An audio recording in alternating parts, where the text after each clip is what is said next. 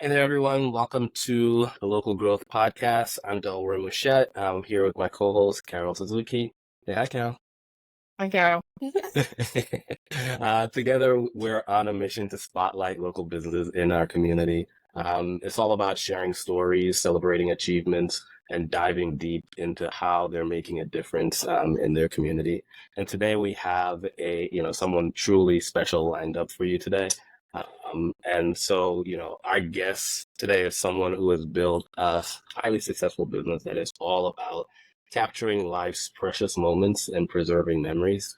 I'm extremely excited to introduce you to Erica Lane Harvey from Erica Lane Photography. Erica, welcome to the Local Growth Podcast. Thank you so much, guys. I appreciate you having me as a guest and look forward to chatting and getting to know you guys a little bit better as well. Awesome. We're excited to hear about Erica Lane's photography. But before we dive in, I'd like to dig a little bit into your past. You like to get into the nitty-gritty of things. So why don't we start by just, starting out about what life was like before Erica Lane's photography, what got you into it? How did we get here? Well, a lot of people have one of those paths where it's a lot of twists and turns, but I won't lie, I discovered photography pretty early on in my life. My mom was artistic, so growing up, we always had fun art projects from painting. I mean, we're talking finger painting, I'm not gonna lie, and crayons and markers and all those sorts of things. And we're talking in the 80s, so uh, and then around, I think it was second or first grade, we were headed to Hawaii for my grandparents' 50th wedding anniversary. So as a little kid, I didn't understand how amazing it was that my parents were doing that and all that stuff. But I remember specifically getting this cool little travel bag. My sister got a blue one, and I think I got the blue one. She got the red one. My mom filled it full of airplane stuff to keep us busy because it's a long flight. And in that camera or in that bag, she had given me one of those little flat cameras. They look like spy cameras almost, and they had the tiny little thin film, and you popped your little bulbs on top. So that was my first camera, and I took horrendous photos with it. Horrendous. But my mom kept buying film and printing all these horrible photos for me.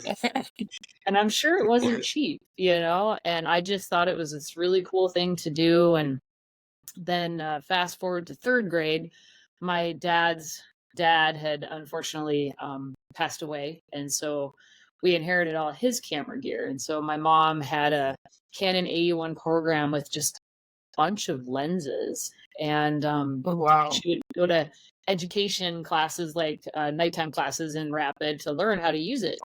And of course, when you're 8, you're a lost puppy. So as soon as my mom would come home, I'm like, "What's that? What are you doing?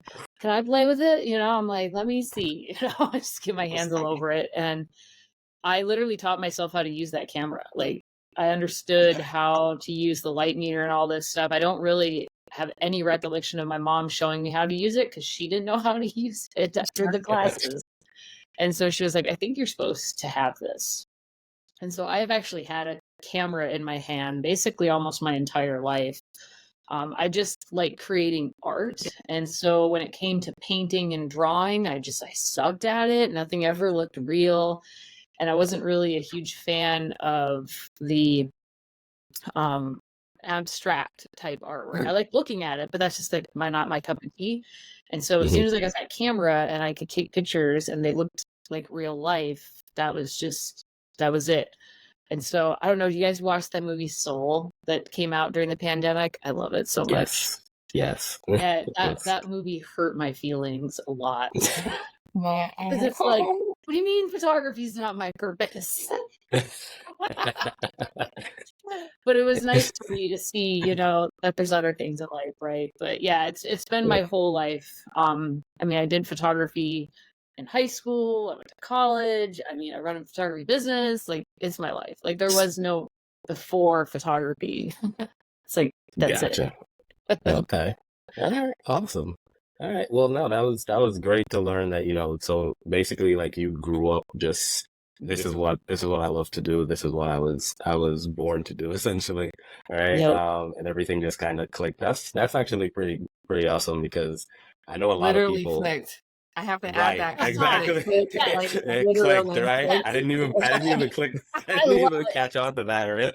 It's like, Oh my God. but It's more of our friends, no, Carol. My husband that's too. actually very good because a lot of people go through life and they're like they never either find their purpose or they get so far into one career or one thing and then they later on in life they're like I wish I had done that thing, right? Well, and So it's it's interesting. very well, I've found it very interesting, like, because my whole life has been that way, right? So from the other perspective, I have a really hard time understanding how somebody doesn't have that thing that they want to do, right? And my husband's kind of one of those people. I'm like, what do you mean like you want to do this thing? And so many people are that way. So that's why I Yeah. loved that movie Soul because it helped me understand, we're all different. And just because I've got that thing doesn't mean that's the same way for everybody else. It's sometimes that thing is just enjoying life and having a family, and that's okay too. So, that's true. So All right, awesome. So that took us from how did you get into photography? What life was like before the business.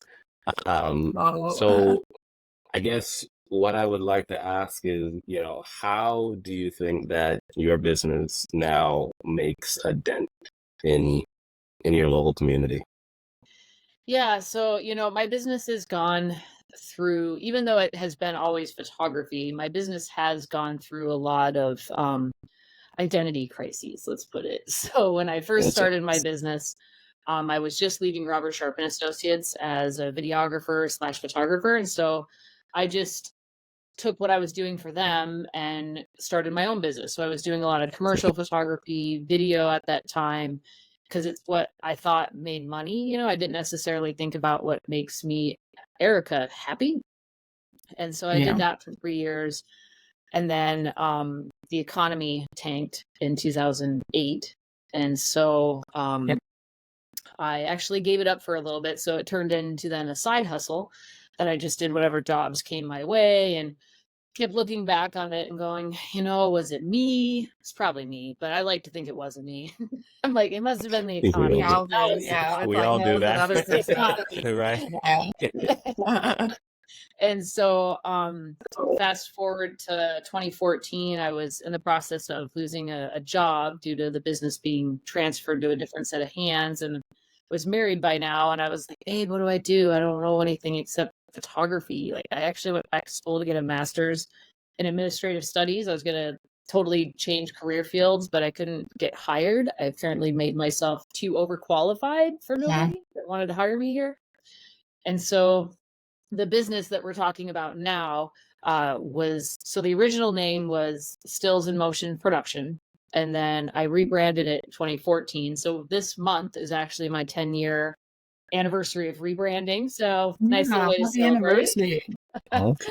um, and so I changed it to be my name because I wanted to be really proud that I was creating this work and it's about me and my artwork, right? So I went with my name, which is Erica Lane, which by the way, Lane is my middle name. Some people get confused and they think it's my maiden name, which I should have saw this Gotcha. coming, but I didn't. Yes. So I used to be Erica Lane Johnson and I got married. So it was Erica Lane Harvey. So when you say Erica Harvey photography, it sounds horrible. So Gotcha. it's Erica Lane Harvey. So that's where that came from. Little curious tidbit. But so when I rebranded, I said, you know what? I'm doing what I love and only what I love. And so when I rebranded, it was supposed to be just all my nature work. And I was going to go to all these art fairs and sell all my stuff. And so for the first year and a half, two, that's what I focused on. And then technology changes started to come into play. And I started doing more continuing education and going to photography related events to learn stuff. And I got exposed to these new lights.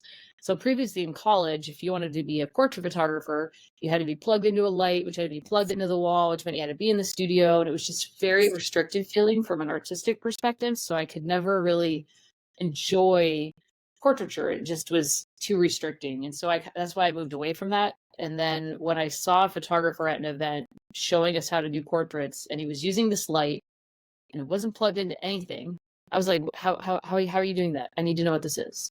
And it was battery powered because technology has gotten so amazing. And so that one exposure then started doing portraits back into my business plan, because it was more conducive to the artistic mind and I could be a little creative. And so I started relearning portraits again, because I hadn't been doing portraiture since college. So we're talking, it's probably like 15 years since I had done portraiture work.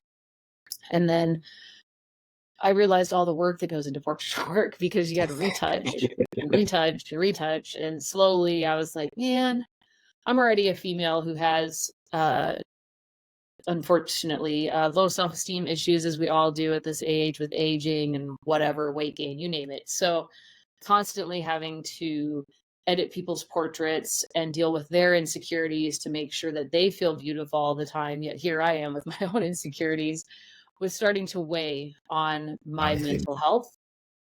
And so then another moment at an educational event then took my business to what we see today. So I was at a PPA conference in Nashville, and I got to go to the classes for free because my work had been above average in some of the print competitions, so that I got a free pass to go. And I saw in the pre-com classes was a pet photography class, and I was like, that's a thing? I'm like, I've been a photographer for I don't know how long, and this is a thing? How did I not know this was the thing? So I went to the class, and just like my life trajectory completely changed. And the funny part is I'm now friends with this person who taught the class, which is really fun. And she didn't even know that she basically made my life take a complete right turn from whatever direction I was going. And so the studio opened in 2021. So it took me 4 years to find a space that would work for pets and animals. And so now my studio focuses on pets. And the reason is I had a dog named Peanut, who I got at about age 24, 25, when you're supposed to have kids. So she became my child. I was single, and she was a special needs dog. And so I had to spend extra care onto her. And so then you hyper bond to your dog.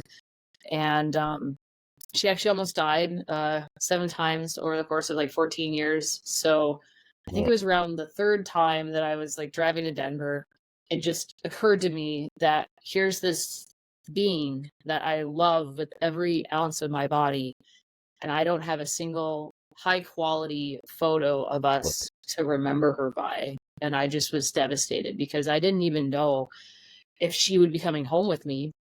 And I was like driving in the middle of the night having these thoughts, and I'm just like, just ugly crying like nobody can believe. And I remember calling my friend Kevin, who coincidentally is my neighbor with where my studio is now, and saying, Kevin, I'm like trying not to cry while I'm telling him all this stuff. And I'm like, if I make it back, I need a session, because when I get back, I don't even know how long the dog will be with me. And I think at this point she was 6, and she lived 14. So I was very blessed to have more time with her, but I still have those photos on my wall in my studio at home. And every time I see them, even though she's gone, I can relive 100% that hour that I spent in his studio. I can see her running around happy. It's not even about the pictures.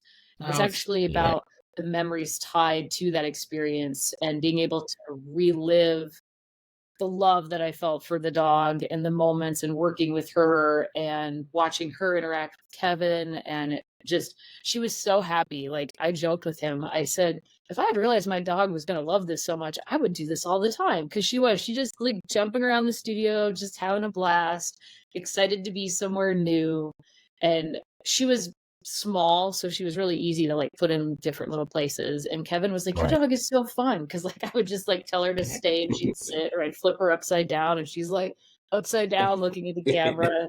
That's what she always did. And so it was that, experience that I had with Kevin mixed with that class in Nashville, that I felt that Rapid City needed a place for people like me who felt safe and not being judged, that they might spend, and invest a significant amount of money to get these memories created so they have them forever. Because some people, unfortunately, a dog is a dog. and not everybody. And a lot of times in more rural communities, people get judged maybe for caring for their dogs as much as they do, or how much they pamper Right. their dog versus, a child. So I wanted to create a safe place for those people to come and feel like, this is meant for them. We definitely appreciate that story, and as as a person, I used to have a dog. Then the kids came around, and we had to make a decision. And I want to say, like, having to make that decision, like we ended up having to rehome ours, but having to Okay. make that decision, like that was the first time I think my wife saw me cry, and it was like, it was a very hard decision to make. But I have photos of her in home, and every now and again we'll see the photos, and we're like, do you remember that time that Echo did this or Echo did that, and we would just sit and reminisce. So I do get that. Just having those photos are very, they can really keep that memory anchored. Even if they're not in your life anymore. So that's awesome. Well, yeah, and our brains, unfortunately, we think we remember things correctly, but we don't Right. necessarily, especially when an animal's been in your life for so long. As Right. an example, my husband just lost his dog in January of 16 and a half years. And you have them for so long that whatever space and time they are with you now, that's somewhat how you remember them the best. And so when I was looking back through all of his pictures and trying to find stuff for him to put like on his iPad, I was reminded of how she used to look, because she had gotten the old dog face so much. I was like, wow, her face really was really vibrant. And she used to have these brown, black splotches that I didn't even remember, because I just remembered her at this moment in time. And so our memories fade. I mean, technically the photos can fade if you don't properly care for them. But in theory, the images will hopefully help us keep those memories in our mind fresh and clear as well, Right. versus time taking its toll on our brain. True. Awesome. So I guess one of the things that we like to ask is, what would you say are some of like your big wins early on that made, well, you've been doing photography since early age, but like from a business standpoint where you're like, yeah, this business, especially since you made the shift to pet photography, would you say there's any big wins that made you say, okay, this is really going to work. This is the right decision that I made? I can't really think of any one specific moment that said, yes, this is the right decision. But I'm the big wins for me more come in reference to me personally, not necessarily business wise. Being an artist, I tend to be, and again, you can't tell on the podcast because I'm talking your ear off, but I'm very introverted. So when you put me in situations that require a person to be good at business, introverted people and shy people aren't good at those things. They're not good at talking about themselves and pushing themselves out to people. Yeah. And so one of the best things that And we're I did both for raising our myself, hand with you, Eric. No, like, because no, like, right? both, like, yeah, Yep. yeah. Yeah, We're and doing this, those so we're not we're not. I'm shaking in my boots right now. well, and see, the thing that I've learned, and the reason I think I learned why when my first time running my business failed, the economy was part of it. But I realize now that the biggest issue at hand had to do with me, unfortunately. And it was, I was too scared to network, too scared to push myself out there outside my comfort zone. Because I was young, I started my business at 25 with like zero help and just said, I can do this. No, I cannot. And so when the economy crashed, my business crashed with it because I didn't have external support systems. And so when I rebranded my business in 2014, for about a year, my sister kept asking me to come to this thing called BNI, and I was like, no, thank you. No, thank you. No, thank you. And so then, I don't know, gosh, it's been at least like 6 to 8 months now, and she asked me again, and I was realizing, okay, I need help. My business is going to go the way that it did the first time. And so I went to this meeting and was scared out of my mind to go and be in a room with a whole bunch of strangers, even though my sister was there. Thankfully, I ended up knowing a few people in the group, which helped. But when I look back from 2015 to how my behavior is now, Yes. one of the biggest, best things that I did for myself was joining BNI.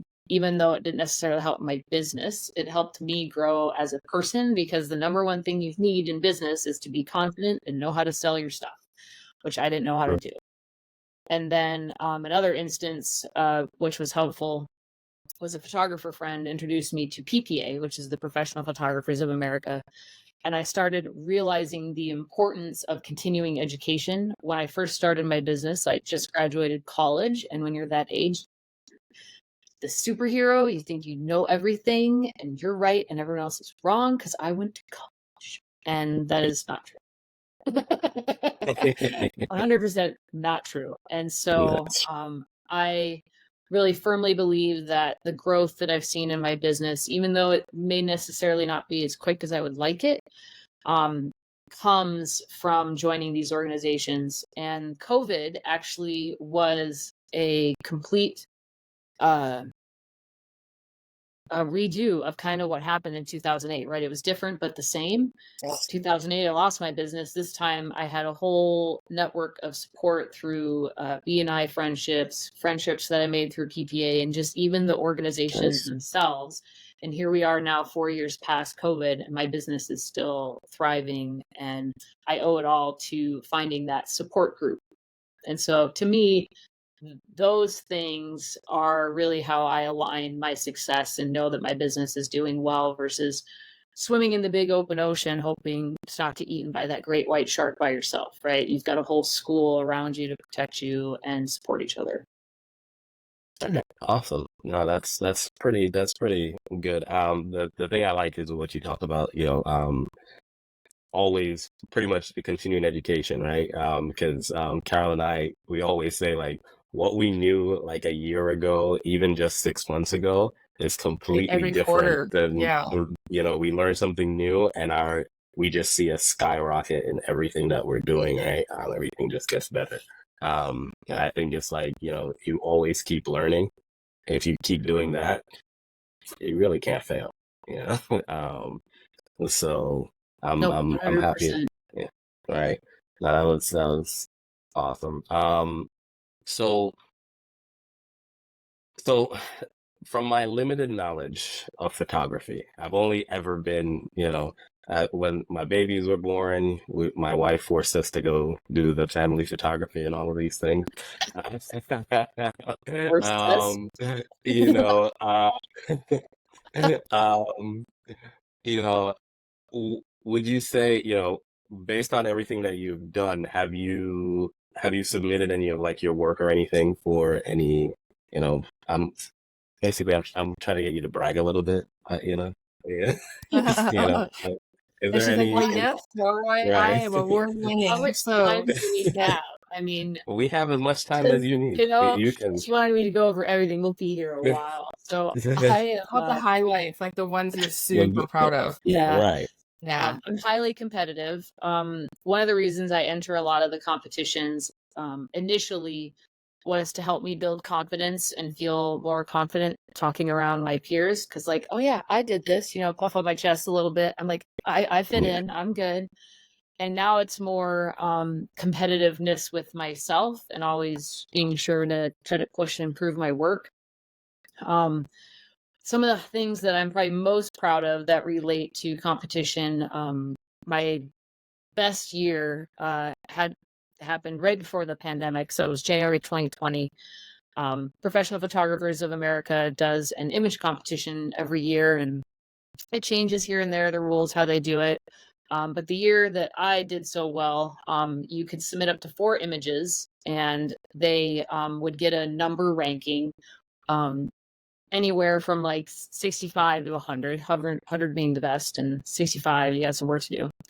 And then if your image scored 85 or higher, then it would get reviewed a second time, and people would say, whether it was just a merit image, which is 80 or higher, or something called a loan, which ties back to past verbiage. So, but just think of it as being like the best. And you got medals depending on how many merits or loan images you got. And so that year, I submitted my full case. I got an image that scored 100, which was my first 100 ever, which was amazing. And it happened during BNI. I feel like watching the competition on my phone while I'm in this meeting, and I'm like trying not to look like a naughty. Someone next to me is with you. I'm like, you don't know what that's good. So that happened.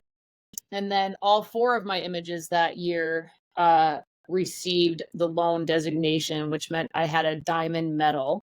So out of probably I think there was around 2,400 entries, only 26 people received a diamond medal. So it's a really hard thing to do. And then my image, of course, then made it through to the top 10 of the nature category. And so that's the reason that I was at the conference. And then that same image got picked to be on Team USA, which is like the Olympics of photography.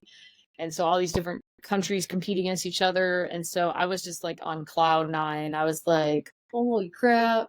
And my mom came, so she got to watch me as I kept going on stage for all these different awards and stuff. And she was just so proud. Like my mom, I love her, but boy, she can be embarrassing sometimes. Yeah. When we That's were their getting job. well, so, I haven't even got to the conference yet. We're leaving Rapid City, getting to the airport to fly down to Nashville, and we're coming up the escalator, at the airport to the top. And there's some lady there for the TV station, so she's got her video camera, and we're getting all our stuff prepared to go through the security line. And my mom sees the lady, and she goes, "Oh, that lady has a camera. I'm gonna go tell her about your awards." And I'm like, "Oh my God, just leave her alone." Yeah. She doesn't care. She's a proud mama. She's a proud mama. She's like, everyone needs to know. That is my daughter. Yes. Her iPad and her purse, and to random strangers, she's like, "Do you want to see my daughter's work?" It's just like, oh my God. I love it. So anyway, but it was lovely for my mom to be there. And so I walked up to do the awards for the nature category, and I knew that it was going to be tough because every image that was up in the top 10 that year scored 100. So that meant it was anyone could have taken it.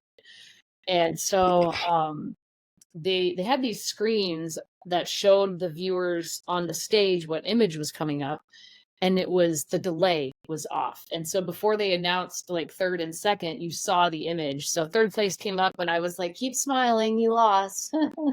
And then second place came up, and I'm like, "Keep holding that smile, don't look like a jerk." Trying to smile. You don't want to be that person, right? You want to be a good person and be happy for everybody else, because some of the people are my friends, but we're always bummed, right? You want to be a good person. So when it came time for the first place, I knew that if I didn't see my image come up on the screen, that I was going to just, I'm really bad at hiding emotions. And so I was like, just look away. Just look away and smile somewhere else. And then all of a sudden, they called my name.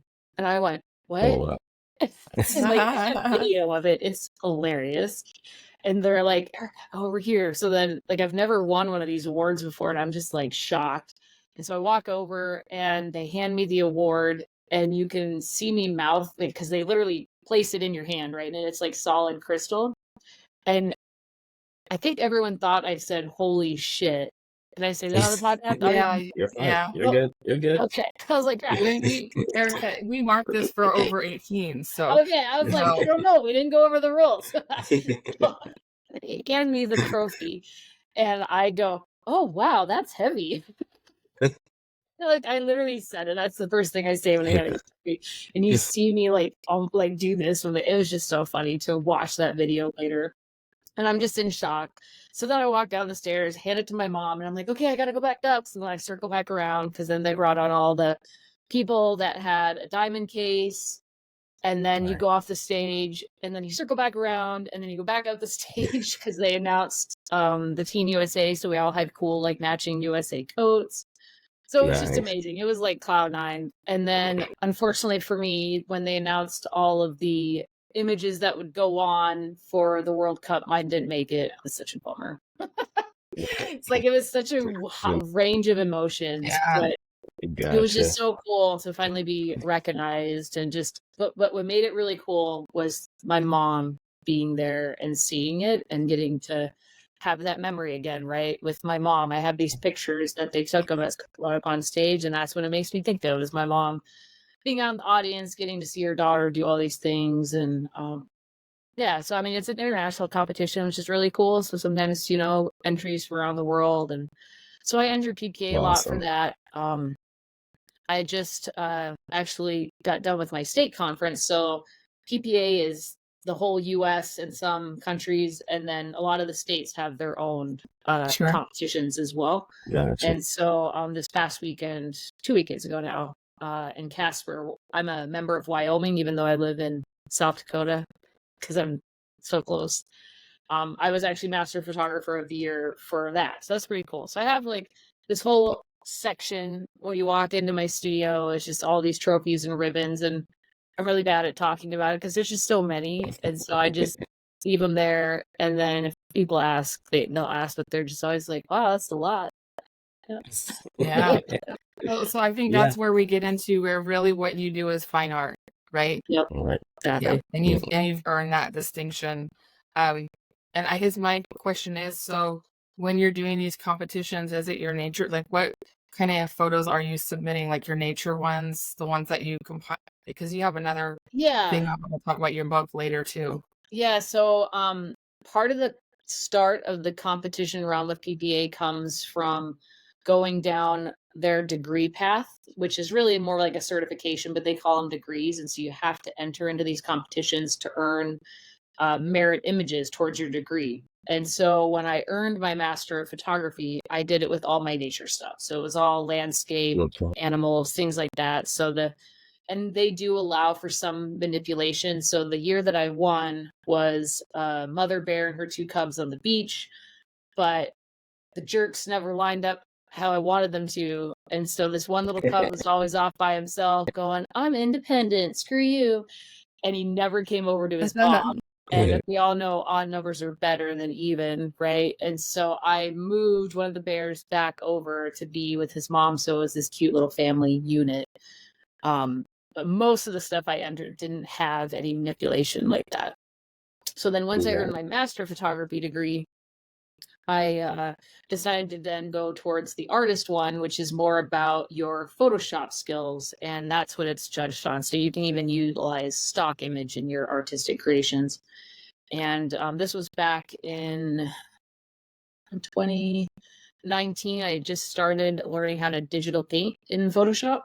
And so I decided to do my whole artist degree on digital paintings. And since I love nature and animals, they were all these crazy, whimsical, painted animal things. So like a giraffe's head in the clouds with glasses, and he's trying to taste the clouds. And the title of that image was Tastes Like Cotton Candy in My Ass. Love it.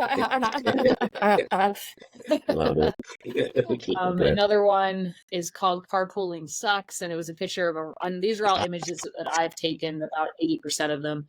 It was a picture of a rhino out in the grassy field, and all these animals are sitting on top of it like they're, carpooling out in the savannah. Just weird, humorous, whimsical stuff. And what was funny is even though I was learning how to digitally paint, there's other skills that come into play with the compositing and light and shadow and really understanding and paying attention like you would as a painter that then helps me as a photographer. So I actually learned a lot of skills that even took my photography to a whole nother level.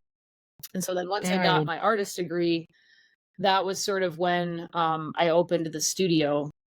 And so now the last 3 years, I've been really submitting a lot of my client pet work or pieces that I've created with my dog. Most recently, I did an image of my dog Mabel wearing these big antlers that she's actually wearing because she's such a good model. And then I photoshopped all over her antlers, all these animals and bugs and birds. And she's like looking up at them, just going, what the hell is going on? Really cool. And, really the cool. title of it's called This Is Getting Out of Hand. And so that made it to the final four this year at PPA. They changed up some of the rules and how it worked. So sadly, I didn't make the top image in that category. It was so close. That was probably that was probably the one time in my competition history that I actually cried about losing because it was just so upsetting because I'd worked so hard on this image and everyone loved it so much that I was like, I actually had it in my head that I could like actually win, versus it being a surprise. And so loss and grieving loss is always difficult. But I had one sort of consolation prize happen was I submitted that image to the new image review just to get feedback before the competition.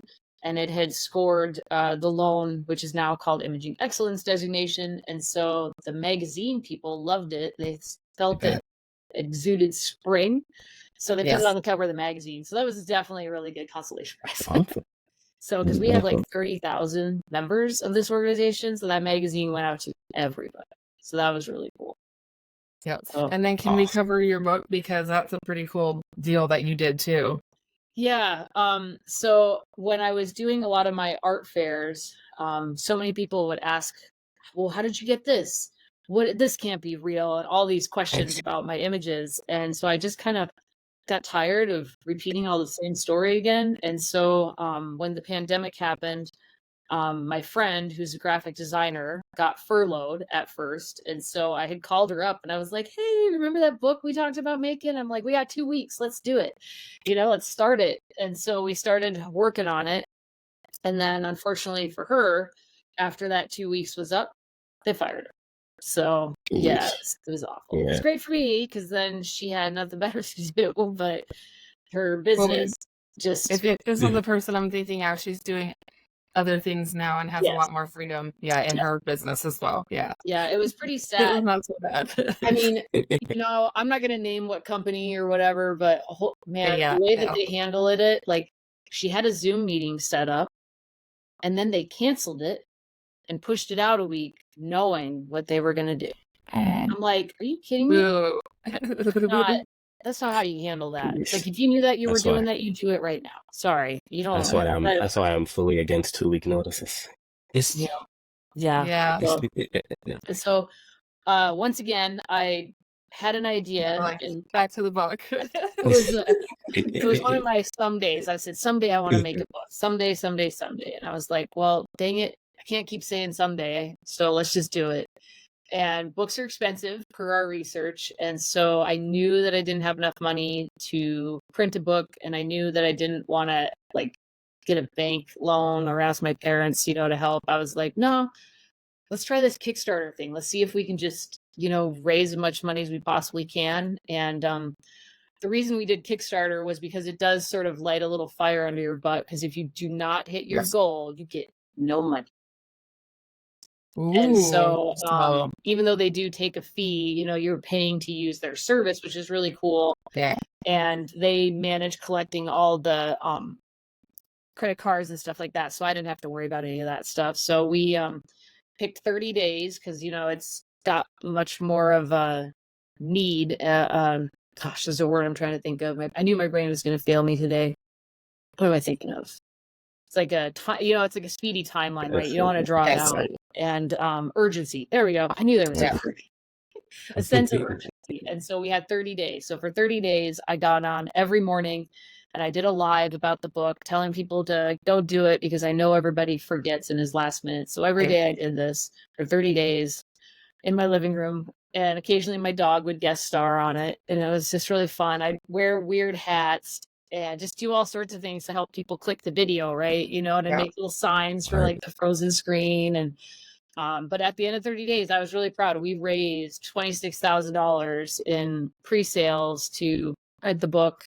I had done my research and we'd even created little stretch goals. So they say to set your goal as low as possible because people are more apt to support something that's a go. Yeah. And if you don't make it. So I had to decide how much of my own money I was willing to invest for it to still be a successful project and pick that number. So I think we had settled on 20,000. So then once you hit that goal, you have to still have something to entice people with that little carrot. So we had created little calendars if we hit 22,000, and then we had lens cleaning cloths if you hit 24. And so we'd done our research. And so then, so that was, March was when we started working on the book and designing it, designed it all through the summer, and all the while it's COVID. So we never met in person because my friend has an autoimmune condition. So I don't want to put her at risk. So we made the book entirely through Zoom, occasionally met outside. And I think we met in person with masks maybe 3 times over the course of this whole thing. So then fast forward to October, it was time to run the Kickstarter, and the book wasn't even totally done, but it was enough that we could at least get the estimate from the printer and all this stuff.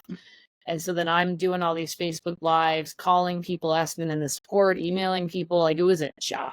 It was a job. I even had a friend visit me. It is a job, girl. I had a friend even visit me from Boston while I was doing this. So 3 of the times he had to guest host. Made him get on my live with me before we'd go do anything. It was pretty fun. I should go rewatch all those because they were quite long, but we made it and it was amazing. And then we had to finish the book. And then over the course of finishing the book, I lost my dog. And so then that's why the book's dedicated to the dog. So my friend Tony added one more page. She's like, I have an idea. I hope it doesn't make you cry. And so she's actually the one that really dedicated the book to my dog. And of course it made you cry, right? It did. Oh, it made me cry. Yeah. My friend's like, man, how many dogs get a book dedicated to them? You know? Yeah, probably not too many. So then the book, we finally got it done. We sent it to the printer in December. And then I went to Minneapolis to the actual print floor and got to watch it print, signed off every page for approval, which I didn't know how to do. So like the first 30 pages of the book, the color is not quite perfect. Like it bothers me to no end. But speaking to a printer in density and CMYK is way different than saturation and RGB with the computer. Yes. So I had to learn on the fly how to communicate correctly with the printers. And normally a person will sit in the conference room inside the pages, but eventually they gave up and they let me actually go back to see the machine that was printing it and actually work with the guy printing my book. So that was a really cool experience. And then they binded the books, got them all together, and they mailed them all to us of March 2021. So we went from designing a book, raising the funds, finishing designing it, and printing it all within a year. That's amazing. It truly is, and it's a beautiful book because I've seen them in real life. So Erica, gosh, if I was wanting to do something with you, so like pet photography or maybe even, I don't know, designing a really cool book, I have a feeling that that's out there, right? How would I get a hold of you, or, you know, understanding the fine art world and the fine art that you do? So I get a hold of you. Yeah, so I'm super active on Facebook. So you can find me there at Erica Lane Photography. Slightly active on Instagram, depending on the day. That tells you my age, basically, I think. And then I have a website that has all the information about my book, my fine art, and the pet stuff. It's just ericalanephotography.com, ERICALANE. And then a phone call is honestly always the best. So my phone number is listed there. Again, that tells my age. Not a huge fan of emails because you may or may not get a response. I'm a one-woman show. Yes. And so there's just not enough hours in the day, and I like to go hang with my dog occasionally, so she takes up some of my time, and my husband too. But overall, all the ways to get a hold of me work. Some are just quicker than others. Okay. And then book-wise, I'll definitely send you to my friend because Tony is the wizard behind the book. I just lived the stories. A lot of people don't realize that I terribly wrote every one of those stories in that book. And then Tony rewrote every single story in my voice. Nah, that's so sweet. She's known me for so long. So like that project, I don't even think could have happened without her. Because there's no way I could have wrote what I did and sent it to like a publisher somewhere else because they don't know me. Yeah. Right? Like most people, when they read that book, have no idea that I didn't write it, which is just fascinating to me. So At your own So ghostwriter. did I miss anything, Delroy or I did Erica? give her credit for writing. So I mean, we went back and forth a little bit on the exact verbiage because I was like, I did kind of write it, and then he rewrote it. So we settled on stories by Erica and then written by Tom. Okay. Nice. All right. Awesome. So I think that's everything for today. I wanted to just thank you again, Erica, for, being on the show. And, for all those out there that will be watching this later on or, listening from wherever, make sure you subscribe to the podcast. Leave us a comment wherever you're listening or watching, because that helps us to, get these videos seen more, in your local community. And it just helps us to know that what we're doing is working, right? And also make sure to leave any comments in the video, any questions that you might have to Erica, and we'll get those over to her. And, we'll be back again with another local business owner, another time. And again, thank you, Erica. Thank you for having me on. Again, sorry I thought you told you weren't going to get to say much. Yep. Yeah. You're fine. You're fine.